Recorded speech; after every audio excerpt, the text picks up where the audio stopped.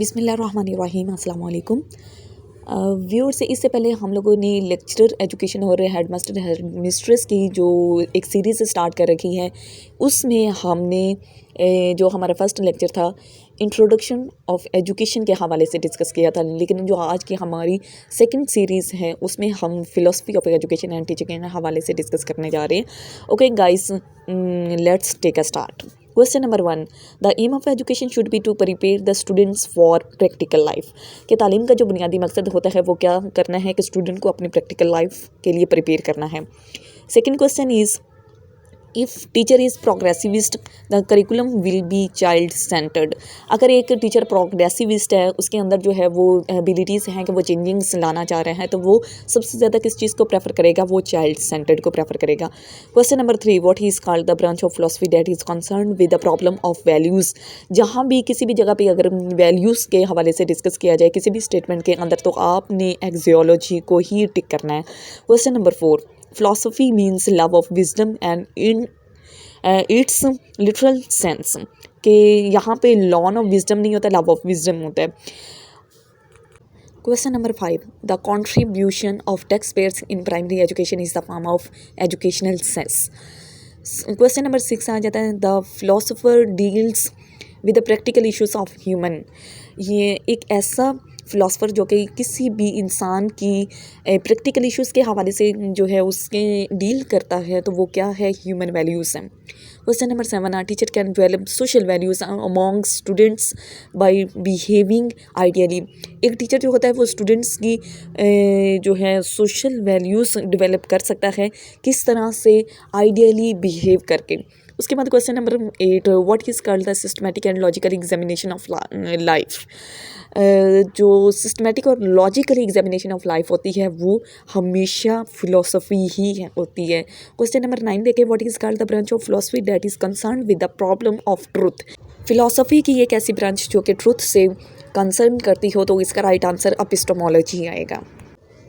Question number 10, philosophy is a point of view that is based on a special thoughtful scheme. Philosophy एक ऐसा point of view है जो कि special किस चीज़ पे डिपेंड कर रहा होता है, बेस कर रहा होता है? थॉटफुल स्कीम के ऊपर। Question number 11, there is a strong relationship between philosophy of life and educational curriculum. Philosophy of life और एजुकेशनल करिकुलम के दरमियान एक स्ट्रॉन्ग रिलेशनशिप है। क्वेश्चन नंबर 12 को देखें, if teacher is idealistic then classroom environment will be curriculum centred. अगर आपको ये स्टेटमेंट दी जाती है कि एक टीचर अगर आइडियलिस्ट है तो क्लासरूम का इन्वायरमेंट किस तरह का होगा, तो वो हमेशा आपने ये चीज़ कीप इन माइंड करनी है कि करिकुलम सेंटर्ड ही होगा। क्वेश्चन नंबर 13 को देखें, the essential element of syllabus for the children remained out of school should be vocational competitives. उसके बाद question number 14, philosophers findings provide a comprehensive interpretation of knowledge and truth. Philosopher की के बारे में जब भी बात की जाती है कि फिलोसफर की फाइंडिंग्स क्या होती है, कि वो नॉलेज को इंटरप्रेट करता है और ट्रुथ की तलाश में रहता है, सच्चाई की तलाश में रहता है। Question number 15, it is the advantage of giving homework that students may develop habits of self study. अब स्टूडेंट्स को होमवर्क देने का सबसे मेन एडवांटेज ये होता है कि स्टूडेंट्स के अंदर सेल्फ स्टडी की हैबिट्स डेवलप होती हैं। अच्छा, उसके बाद क्वेश्चन नंबर देखें 16, at which level it is better to teach in mother language because it helps children in learning in natural atmosphere।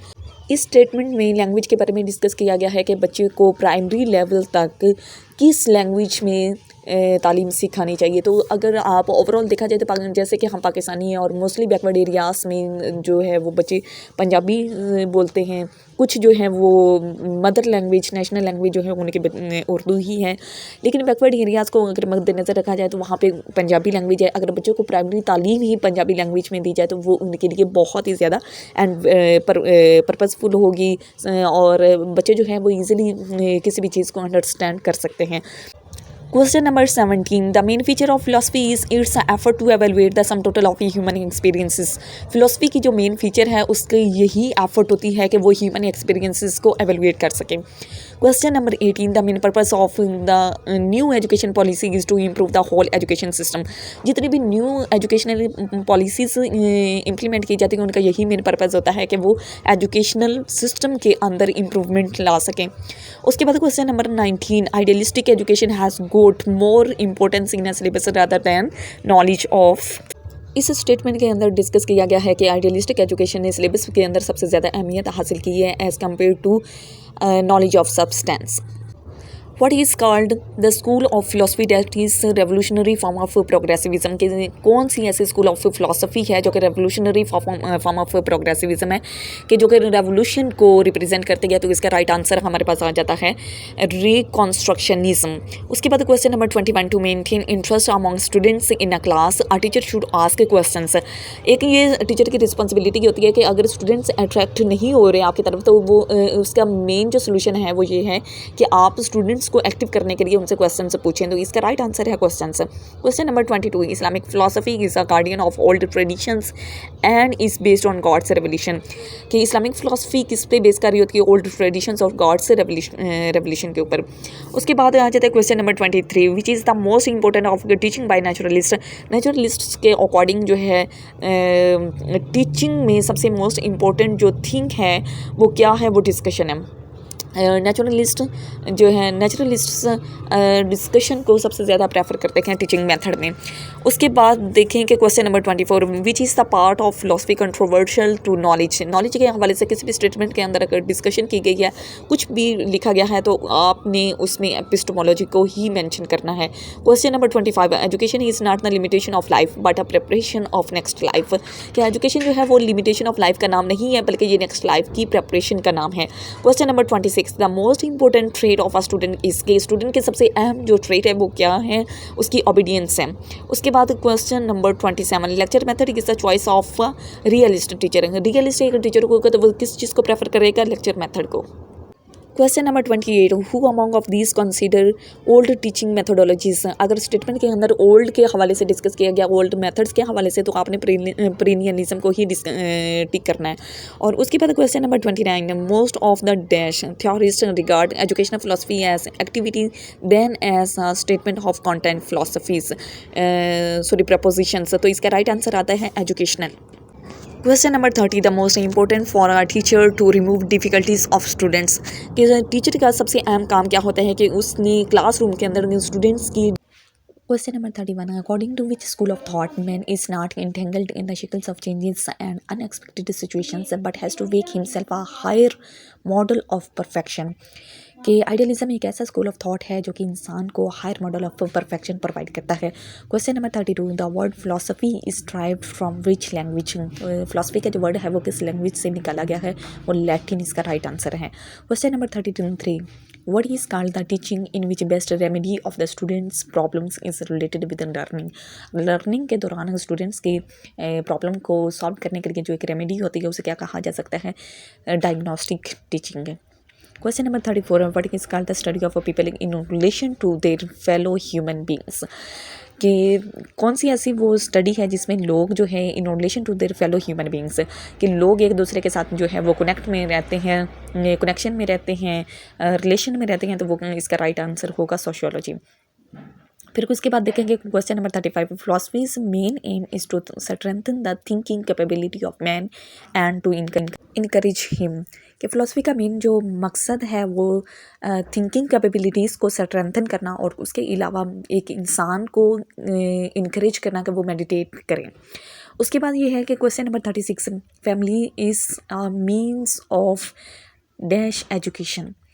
कि फैमिली से हम किस तरह की तालीम हासिल कर सकते हैं? वो इनफॉर्मल एजुकेशन होती है कि उसमें कोई प्री प्लानिंग नहीं होती, कोई उसमें कोर्स वगैरह नहीं होता, कोई उसमें सिलेबस नहीं होता. वो इनफॉर्मल एजुकेशन होती है.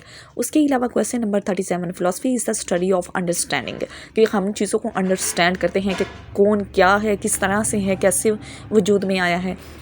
हम उसमें चीज़ों को लॉजिकली देखते हैं. उसके बाद देखेंगे question number 38. The most important work of teacher is to organise teaching work, कि टीचर का जो सबसे अहम काम है वो ऑर्गेनाइज अपने टीचिंग वर्क को। Question number 39, what is called the knowledge which someone obtains without any effort, ये कि ऐसा इंसान जो कि बगैर किसी एफर्ट के नॉलेज गेन करता है वो क्या कहलाता है, instinct.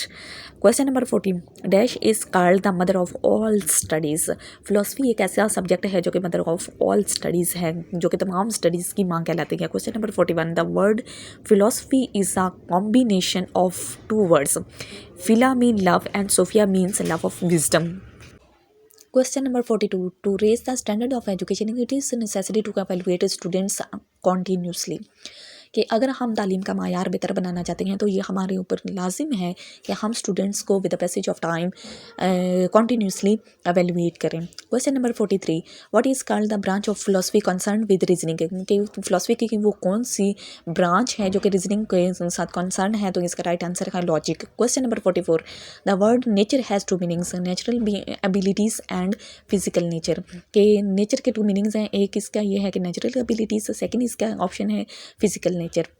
Question number 45, values are everlasting unchangeable and universal, कि वैल्यूज़ क्या होती हैं कि ये एवरलास्टिंग होती हैं, अनचेंजेबल होती हैं और यूनिवर्सल होती हैं। Question number 46, what is called the knowledge which a person gains by his thinking power and intellect, कि वो कौन सी, what is called the knowledge, कि वो कौन सा नॉलेज होता है जो कि इंसान अपनी थिंकिंग पावर से हासिल करता है, वो इंटेलेक्चुअल होता है। Question number 47, the quality of school education is exclusively depending upon the quality of teacher education, कि अगर टीचर की एजुकेशन बेस्ट है किसी भी स्कूल के अंदर तो हम ये कह सकते हैं कि किसी भी स्कूल का जो मायार तालीम है वो सबसे बेस्ट है। Question number 48, progressivism high stresses upon philosophy of change and gives acknowledgement to gradual change, progressivism एक ऐसी स्कूल ऑफ थॉट है, एक ऐसी फिलोसफी की ब्रांच है जो कि सबसे ज़्यादा इस चीज़ पर फोकस करती है, प्रेफर करती है कि with the passage of time gradually change आना ज़रूरी है, मतलब चेंज का होना ज़रूरी है, चाहे वो ग्रेजुअली हो तो वो सबसे बेस्ट है, लेकिन चेंज का होना बहुत ज़रूरी है।